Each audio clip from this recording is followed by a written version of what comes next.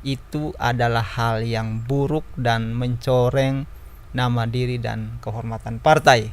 Nah, apa sebetulnya manfaat dari mahar politik itu? Hadir bersama saya saat ini Bang Askarmin Harun.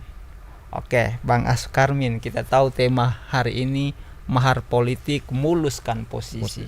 Menurut abang sendiri di tanah air ini ada nggak praktek mahar politik ini, Bang? Ya, ini memang menarik ya Pak Tommy ya. Ya. Seperti yang Pak Tommy sampaikan ke saya Ya. terkait dengan tema ini, memang ini kan seperti apa ya?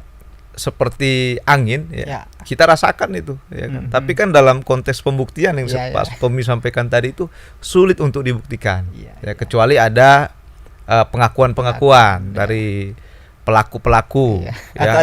Atau ada kasus yang terkait dengan mahar politik ini ya. ya. Sehingga apa? Memang kalau kita bicara mahar politik ini tidak ada, tapi banyak juga yang mengakui bahwa mahar politik itu ada. Ya. Apalagi dalam konteks demokrasi kita hari ini yang saya pikir terbuka. Ya. Demokrasi yang ala-ala siapa yang populer. Ya. Artinya apa? Kan untuk menjadi populer ini kan juga membutuhkan banyak hal. Tidak hanya persoalan kepintaran saja, ya, kemampuan dalam hal politik saja, tetapi juga tentu dimulai dari posisi dulu. Ya, setelah posisi ya baru bagaimana bicara kemampuan isi tasnya misalkan. Ya. Sehingga apa baru mereka bisa populer. Ya. Dan ini sudah memang kalau kita lihat ya, para pakar Yunani itu dari dulu memang sudah memprediksi ini. Bahwa dalam konteks demokrasi yang one man one vote ini ya, itu ke depan akan ada orang yang populer yang akan memimpin. Dan orang-orang populer inilah yang juga belum tentu dia mengalir dalam konteks yang normatif tanpa mahar politik, tapi juga ada yang menjadikan mahar politik ini untuk batu lompatan mereka, ya, sehingga apa? Mereka mampu untuk mewarnai prosesi politik yang ada. Ya, sehingga ini kalau disampaikan pembuktian memang harus ada pengakuan. Ya, tapi kan kalau kita lihat dari fakta, ya banyak para politisi yang mengakui bahwa memang ini ada itu. Ya, dan itu fakta ya yang kita lihat di media-media ya, atau kita lihat bagaimana para politisi nasional, misalkan Fahri Hamzah bilang ada bohir dan sebagainya. Ya, artinya kan ini bagian daripada mahar politik. Ya, mahar politik atau uang perahu lah. Atau yang trennya para bohir cukong di belakang. Ya. Yang tujuannya ke depan ya untuk bagaimana memuluskan kepentingan masing-masing.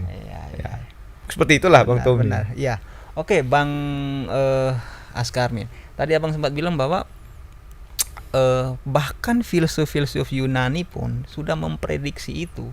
Saya memahaminya bahwa apakah dari awal atau dari dulu zaman kuno, misalnya Yunani kuno misalnya, itu sudah mengetahui bahwa bakal sangat sulit untuk mencari atau menemukan politisi-politisi yang benar-benar idealis, atau bagaimana menurut abang sendiri gitu? Ya, sebenarnya kalau kita lihat dalam pemikiran Yunani itu pemikiran ideal sebenarnya, tentang bagaimana rakyat ya ikut serta dalam sebuah proses demokrasi, memilih pemimpinnya, mencari pemimpin yang ideal.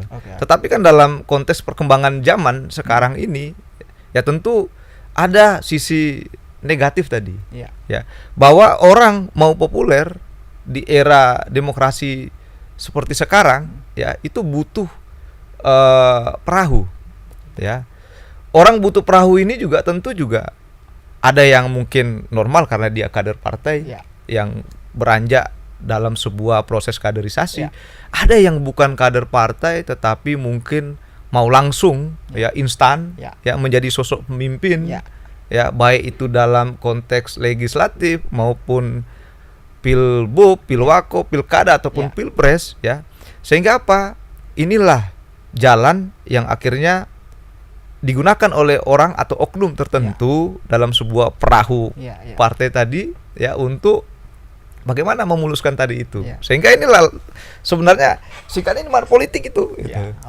Walaupun Bang Tommy bilang tadi ini untuk operasional, misalkan operasional politik dan sebagainya.